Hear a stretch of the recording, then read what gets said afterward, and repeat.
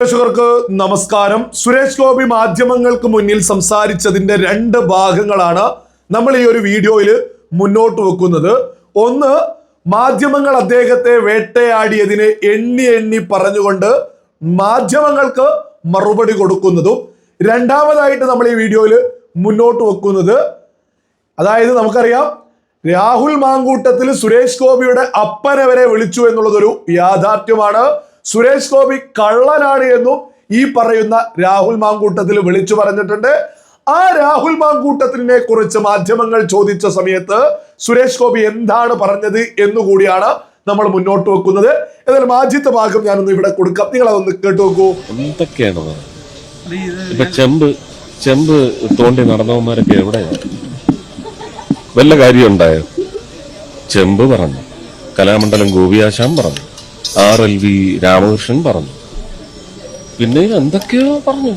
കൈ കഴുകിയില്ല, മൂക്കി തുടച്ചു, എന്നിട്ട് കേക്ക് ഒരാളുടെ വായി വെച്ചു കൊടുത്തു.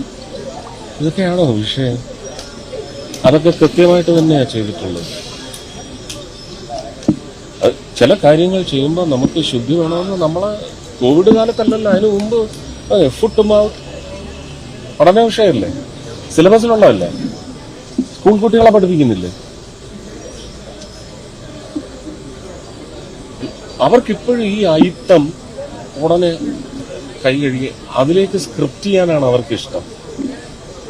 That is not the loyal script of the country. നിങ്ങൾ കേട്ടില്ലേ? സുരേഷ് ഗോപി എണ്ണിയാണ് മറുപടി കൊടുത്തുകൊണ്ടിരിക്കുന്നത്. ചെമ്പ് വിഷയത്തിൽ നമുക്കറിയാം, ചെമ്പാണോ സ്വർണ്ണാണോ എന്നും പറഞ്ഞു ചൊരണ്ടി നോക്കാനായിരുന്നു ഒരു വലിയ വിഭാഗം ആളുകൾ. വലിയ രീതിയിൽ സുരേഷ് ഗോപിയെ വേട്ടയാടി. എന്നിട്ട് എന്ത് സംഭവിച്ചു? ഒരു ഉണ്ടയും മാധ്യമങ്ങള് ആഗ്രഹിച്ചതുപോലെ അവരുടെ അജണ്ടയിലേക്ക് ജനം വീണില്ല, മറിച്ച് സുരേഷ് ഗോപിക്കൊപ്പം ആള് നിന്നു. അദ്ദേഹം എന്ത് ചെയ്താലും ഒരു തമ്പുരാന് പ്രമാണി എന്ന രീതിയിലേക്ക് ചിത്രീകരിക്കാൻ പിന്നീട് മാധ്യമങ്ങൾ ശ്രമിച്ചുകൊണ്ടിരുന്നു. എന്നിട്ട് എന്തെങ്കിലും സംഭവിച്ചോ? നമ്മുടെ കേരളത്തിലെ ജനത, പ്രത്യേകിച്ച് തൃശ്ശൂർ ജനത, സുരേഷ് ഗോപിയുടെ ആ വികസന കാഴ്ചപ്പാടിനെ, സുരേഷ് ഗോപി എന്ന നന്മയുള്ള മനുഷ്യരെ കുറിച്ച് തൃശ്ശൂരിലെ ജനത തിരിച്ചറിഞ്ഞു. നമ്മുടെ മാധ്യമങ്ങൾ സുരേഷ് ഗോപിയെ വേട്ടയാടിയിട്ടേ ഉള്ളൂ.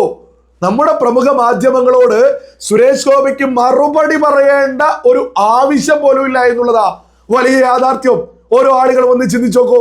അദ്ദേഹം സ്ഥാനാർത്ഥിയായത് മുതൽ, സ്ഥാനാർത്ഥിയാവുമെന്ന് പറയപ്പെടുന്ന ഒരു സമയത്ത് പോലും ഇദ്ദേഹത്തിനെതിരെ മീഡിയ വണ്ണിന്റെ നേതൃത്വത്തില്, ജമാഅത്തെ ഇസ്ലാമിയുടെ മീഡിയ വണ്ണിന്റെ നേതൃത്വത്തില് നൂറുകണക്കിന് പ്രത്യേക എപ്പിസോഡുകൾ ഉണ്ടാക്കി, അടുപ്പ് കൂട്ടി ചർച്ച പോലും നടത്തി.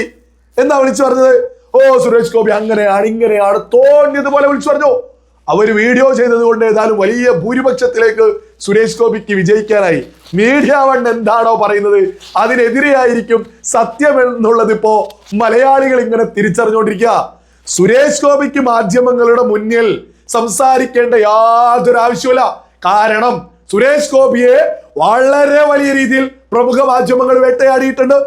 ഇന്ന് വിവരങ്ങൾ ജനങ്ങളിലേക്ക് എത്തിക്കാൻ പ്രത്യേകിച്ച് പ്രമുഖ മാധ്യമങ്ങളുടെ ഒന്നും ആവശ്യമുണ്ടോ? ഓരോ ആളുകളും ചിന്തിച്ചു നോക്കൂ. ഓൺലൈൻ മീഡിയാസുകളുണ്ട്, സ്വന്തം സോഷ്യൽ മീഡിയ അക്കൗണ്ടുകളുണ്ട്, അതിലൂടെ സംസാരിച്ചാലും കൃത്യമായിട്ട് എത്താൻ സാധിക്കും. പിന്നെ സുരേഷ് ഗോപി കലുങ്ക് സംവാദം ഉൾപ്പെടെ നടത്തിയിട്ട് ആളുകളിൽ ഇടയിലേക്ക് ഇറങ്ങി ചെല്ലുന്നൊരു ജനപ്രതിനിധി കൂടിയാ. ഇദ്ദേഹത്തെ വലിയ രീതിയിൽ മാപ്രകള് വേട്ടയാടി ഒന്നും ഏശിയില്ല. ഇപ്പോഴും അദ്ദേഹത്തിന്റെ നിലവാരം ഉയർത്തിപ്പിടിച്ചുകൊണ്ട് അദ്ദേഹം മുന്നോട്ട് വെക്കുന്നത് അവരെ അങ്ങ് അടച്ചാക്ഷേപിക്കുന്നല്ല. നിങ്ങൾ എന്തൊക്കെ ചെയ്തു, എന്തെങ്കിലും കാര്യമുണ്ടോ, അതായിരുന്നോ ചർച്ച ചെയ്യേണ്ടത്? അതുകൊണ്ട് നാടിനെന്ത് ഗുണം ഉണ്ടായി? ഇദ്ദേഹത്തിന് വ്യക്തിപരമായിട്ട് മാപ്രകൾ ഇങ്ങനെ പിന്നാലെ നടന്നിട്ട് ഒന്നും ഉണ്ടായിട്ടില്ല. ഈ പൊളിറ്റിക്സ് അല്ല, മറിച്ച് വികസനത്തിന്റെ പൊളിറ്റിക്സ് സംസാരിക്കുമെന്ന ഇപ്പോഴും സുരേഷ് ഗോപി പറഞ്ഞുകൊണ്ടിരിക്കുന്നത്. പിന്നീട് രാഹുൽ മാങ്കൂട്ടത്തിലുമായി ബന്ധപ്പെട്ട് ചോദിച്ചതിനുള്ള മറുപടി നിങ്ങളൊന്ന് കേട്ടുനോക്കൂ. രാഹുലിന്റെ വിഷയമൊക്കെ ഇലക്ഷനിൽ സ്വാധീനിക്കും.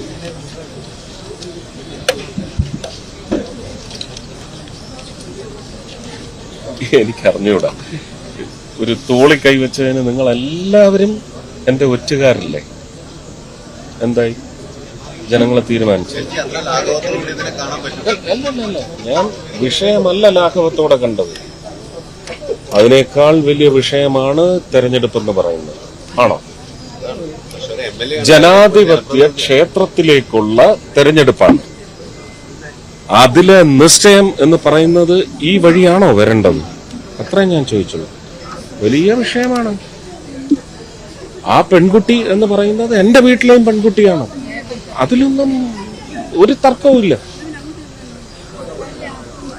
പക്ഷെ അതല്ല ഇപ്പോ ഒരു രാഷ്ട്രീയ ഭരണ നിശ്ചയത്തിന് അത് ബാധിക്കാൻ പാടില്ല. അവതരിപ്പിച്ച സമയമാണ് അത് അല്ല, അതും ഞാൻ പറയുന്നത്. സമയം എന്ന് പറഞ്ഞാൽ ആ പെൺകുട്ടിക്ക് ഇലക്ഷൻ ആയതുകൊണ്ട് നിഷേധിക്കാൻ പാടില്ല.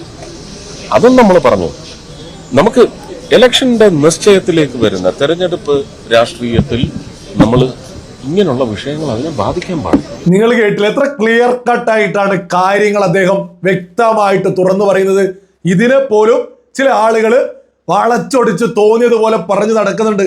ഞാൻ അതുകൊണ്ട് ഈ ഒരു ഭാഗം പ്രധാനമായിട്ടും എടുത്ത് മുന്നോട്ട് വെക്കാനുള്ള ഒരു കാരണം എന്ന് പറയുന്നത് ഇദ്ദേഹം വളരെ വ്യക്തമായിട്ട് പറയുന്നുണ്ട്.